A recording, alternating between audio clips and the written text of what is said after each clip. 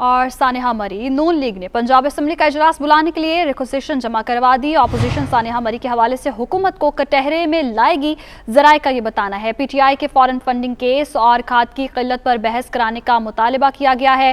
Requisition قائد حزب اختلاف حمزہ شہباز کی جانب سے جمع کرائی گئی ہے۔ ریکوزیشن جمع کرانے کے بعد پنجاب اسمبلی کا اجلاس 14 روز کے اندر طلب کرنا لازم ہوتا ہے۔ اسی حوالے سے تفصیلات جانیں گے لیاقت انصاری سے۔ جی لیاقت، کہی گا ریکوزیشن میں کیا درج ہے؟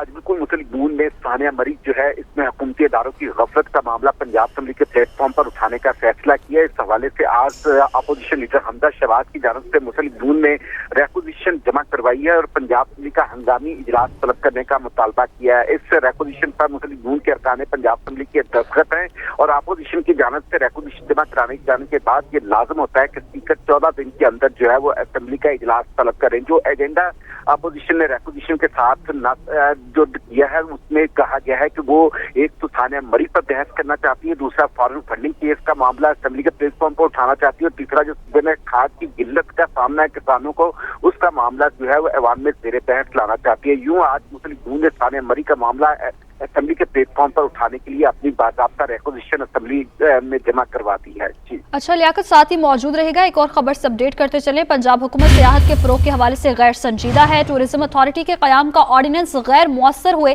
7 ماہ گزر گئے ہیں اور آرڈیننس کی مدت ختم ہو چکی ہے، تاحال اسمبلی سے قانون منظور نہ ہو سکا۔ لیاقت انصاری، اس کی کیا وجہ ہے؟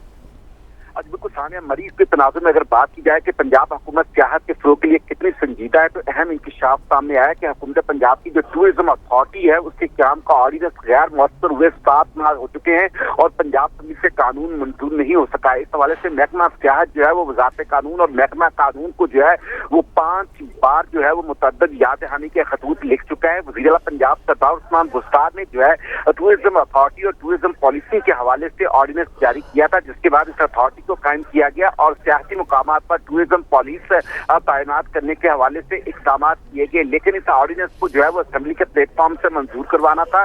ایک دفعہ تو اس میں توسیع قانون کے مطابق کر دی گئی، لیکن پھر بھی یہ آرڈیننس جو ہے وہ ابھی تک اسمبلی کے پلیٹ فارم سے منظور نہیں ہو چکا ہے اور محکمہ سیاحت کے حوالے سے قانون ابھی تک منظور نہیں ہو سکا۔ بہت شکریہ لیاقت انصاری، آپ ہمیں اپڈیٹ کر رہے تھے۔